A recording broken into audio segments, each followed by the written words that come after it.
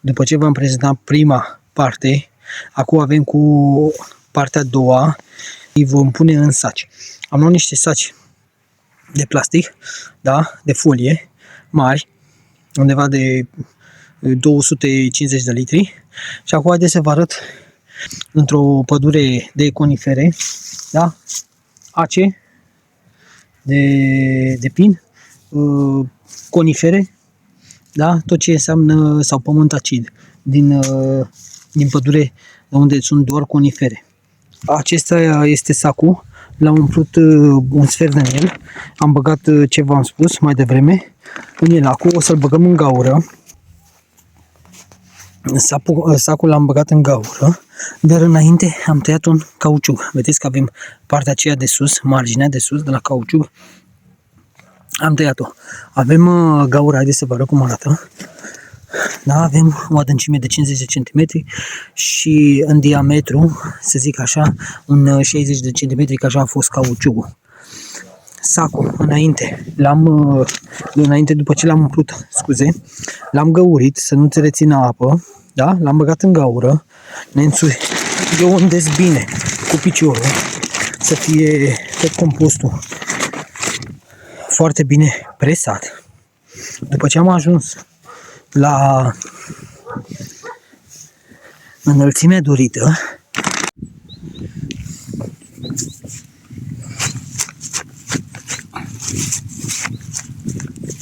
am făcut un cuib aici, un cuib de afil, da, în gaură.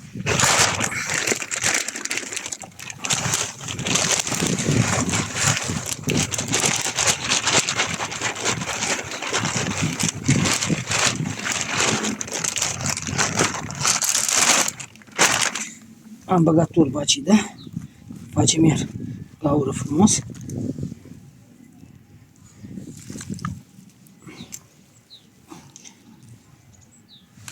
Așa, astupăm, învelim frumos aici.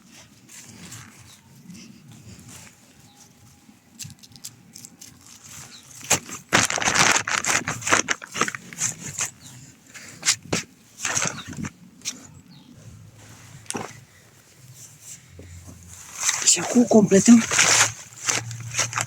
până la nivelul cauciucului, până la nivelul dorit, cu compost sau ace de pin din pădurea de pin. Sau cu rumeguș, cu ce doriți dumneavoastră. Da?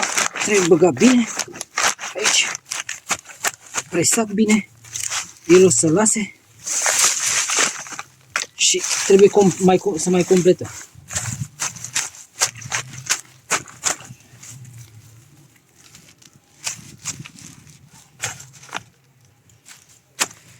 Spor la treabă.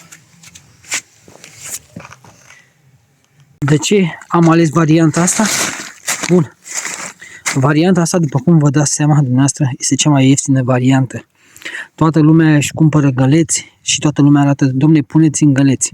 Păi punem în găleți, dar dacă vă duceți și vedeți cât costă o goleată de 50 de litri sau de 60 de litri, care costă 40 de lei pe bucată, când sacii aceștia au costat 2 lei sau 3 lei a fost bucata și ei nu se descompun în pământ, se descompune la suprafață, aici de la soare, dar pe noi inițiază în pământ. Și să plantăm vreo 15-20, noi avem 14 afini de pus. Vă dați seama? Să dăm 6 milioane doar să cumpărăm acele găleți, nu este rentabil pentru mine.